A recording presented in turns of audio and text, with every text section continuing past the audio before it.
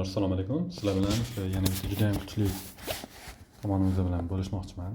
Bu Qayamqul ustoz, ya'ni sizlarga o'sha loyihalarni to'liq analiz qilib, kerak bo'lsa o'sha loyihalardagi kamchiliklarni topib bera oladigan narsa, undan tashqari loyihalashlarga yordam bera oladigan narsa. Bu tarif asosida ishlaydi. O'sha nechtadir bunaqada ko'rib chiqsanglar bo'ladi tariflarni. Pulli asosida ishlaydi. Bizdan ham pul talab qiladi. Shuning uchun sizlardan ham naql olmaymiz. Shunga aytib yurmaysizlar. Hop, maslahatchi ham studio rejimimizda bor ekan. Kiradigan bo'lsangiz, studio o'sha tarifini olganingizdan keyin Qayamqul ustozga bemalol savollar bersanglar bo'ladi. Masalan, deylik, B15 beton uchun 1 metr kub sement sarf qancha? Endi bunaqa maydalashib o'tirmaymiz. Hop, umumiy savol bersak bo'ladi. Masalan, deylik, loyihamizni restoran bo'yicha, misol 500 kishilik restoran uchun 500 kishilik restoran normalarini topib ber deb yozamiz. Normalari yozasizlar bo'ldi, kutasizlar keyin. Azina kutgandan keyin hozir bu polni qidiradi, hamma narsani topadi. Hop, где-то bir 3-5 daqiqa qidiryapti. To'liq sizlarga ma'lumot hozir topib beradi. Bazadan biz Shenkan bazasini to'liq tiqqanmiz. Bundan tashqari oferta plus yana 200 so'mdan oshiq kitob общий qilingan. Umumiy agar kitoblarni sonini oladigan bo'lsa 600 so'mdan oshiq kitob o'qitilgan buni o'ziga. Hozir ko'ramiz. Nima ma'lumot topib berar ekan.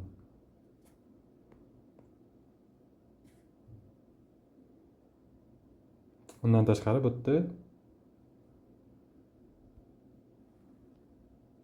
rasm jo'natib planlarni ham ko'rsatsangiz bo'ladi. Plus biz hozir yana bitta naqamiz. Plan navoda kamchilik bo'ladigan bo'lsa, o'z avtomatik sizlarga plan chizib beradigan funksiyani ham qo'shamiz. Mana shu xatda, hop. Hozir juma kuni bo'ladigan bo'lsa, shunda 31-avgustga xudo xolasa, 31-iyulga xudo xolasa bu tayyor bo'ladi. Android versiyada. Hop, mana.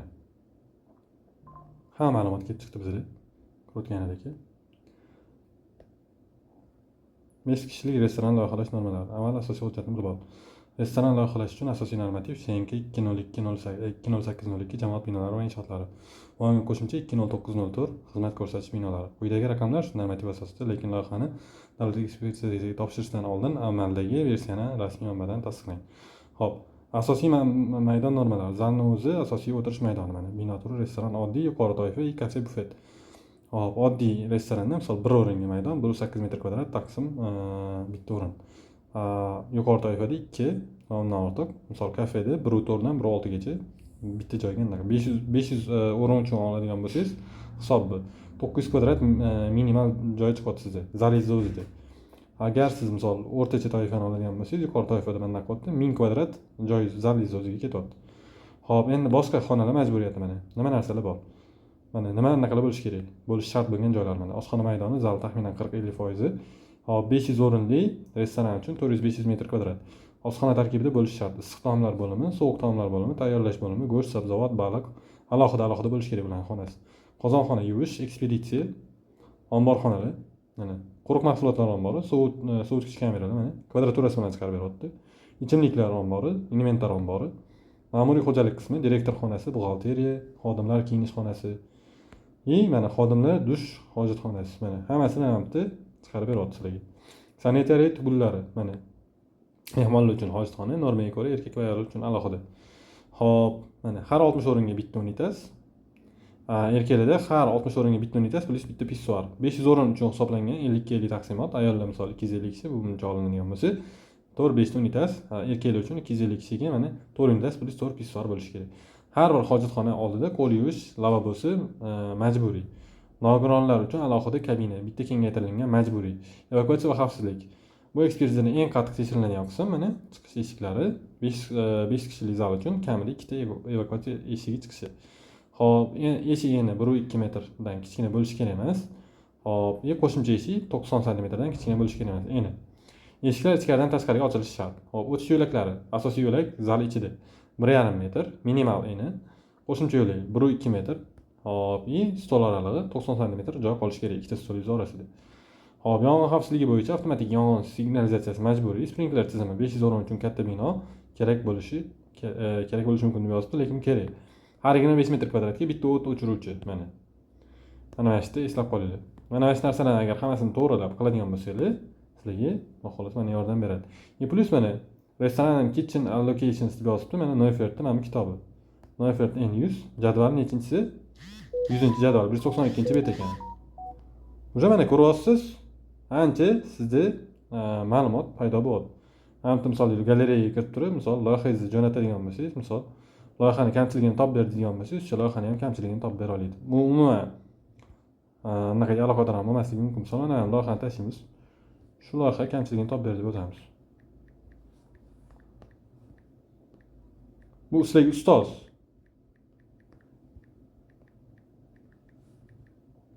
Yozasizlar. Rasmni ochib ko'radi. Rasm ketdimikin, ketmadimikin hozir ko'ramiz. Umumiy o'zi ketgan bo'lishi kerak. Xudo xolasa agar ketmagan bo'lsa bu xatolikni to'g'rilaymiz.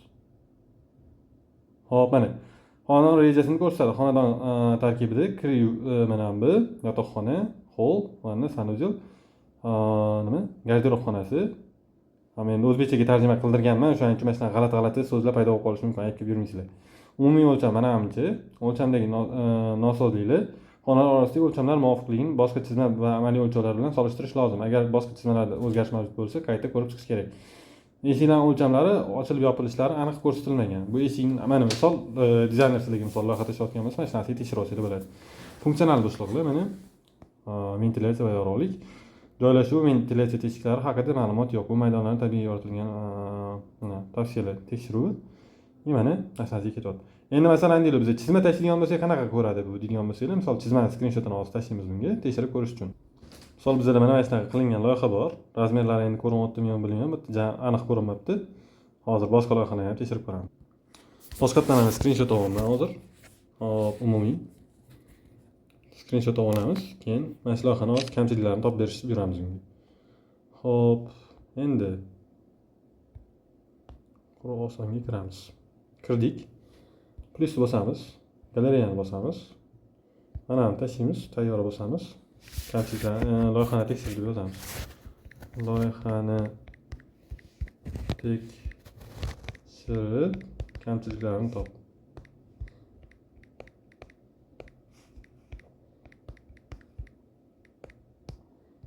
Bosamiz. Abi, ish bor joyda xato bo'ladi. Lekin misol xatolarning ustida ishlab yo'g'ini to'g'rilab ketadigan bo'lsangiz, ishlaringiz osonroq bo'ladi. Chizma tahlili oshxona 4 ga 54. Hop. Mehmonxona 480 ga 60. Hop. Yotoqxona menimcha sement yozibdi. Garaj maydoni va boshqa xonalar aniq qilib belgilangan. O'lchamlar. Xonalar o'lchami aniq berilgan. Xonaning ichki va tashqi devorlari ko'rsatilmagan.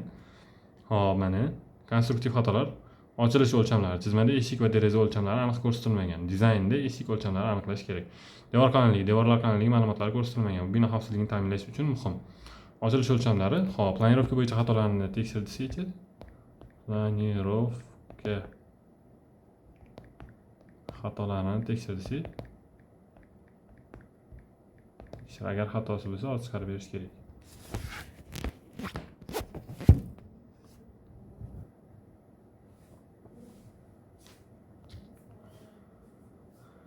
Hop, eski rasmni hozir esda qoldirsa kerak. Agar esda qoldirmasa, boshqa rasm tashlaymiz.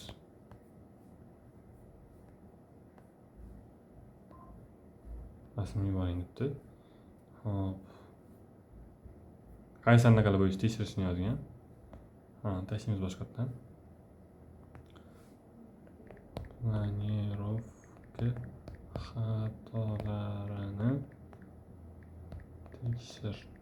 Bu bitta SMS-dan keyin esdan chiqarib qolar ekan. Okey, buni ham to'g'rilaymiz. Mana bitta kamchilik. Xolos o'sish nuqtalarimiz. Mana. Yo'lak kengligini tekshirish, yo'lak kengligi va harakat zonalari mana. Konstruktiv xatolar. Yo'lak o'lchamlari. Yo'laklar va eshiklar orasidagi masofa odatda kamida 90 sm bo'lishi kerak. Bu esa qulay harakatlanishni ta'minlaydi. Bu planda esa ayrim burchaklar yetarlicha ochiq emas. Zina va kirish zalining o'lchami keltirilmagan. Bu esa qurilishni muammo tug'dirishi mumkin. Yo'lak kengligini tekshirish, yo'lak kengligi va harakat zonalari bo'yicha snip mana bunaqasi bo'yicha O'zbekiston Respublikasi qurilish me'yorlari va qoidalari bilan mos kelishini tekshirish. Zina chizmalarning batafsil grafikasi kerak, chunki bu xavfsizlikni ta'minlash uchun muhim. Oshxona ventilyatsiyasi tizimi haqida qo'shimcha ma'lumot kiritish zarur. Bu tahlil faqat chizma asosida qilingan. Agar real qurilish fotosuratlarini bo'lsa, moslikni baholash mumkin. Bu, ya'ni konstruktiv xatolarni biladigan bo'lsa, misol qurilish maydonida yorilgan yoki shunga o'xshagan narsa bo'lsa, qanaqa o'sha uchod qilish kerakligini ham tushuntirib beradi mabodoga. Mana shuncha normativ bo'yicha hozir tekshirib beryapti. Shu bo'yicha xudo xolisi sizlarga to'liq ma'lumot beryapti. Umumiy olganda bu bitta shu qaynaqa ustozni o'zi, bundan tashqari bizda yana ancha talaygina funksiyalarimiz bor. E'tiborli uchun rahmat. Xudo xolisi bu videolarimiz foydali bo'ladi degan umiddamiz. Tizimimizni bundan ham xudo xolisi takomillashtirishga harakat qilamiz. Agar kerak bo'ladigan bo'lsa, menga aloqaga chiqadigan bo'lsanglar, men sizlarga xudo xolisi o'rnatib beraman. Hop, Apple uchun alohida gaplashamiz.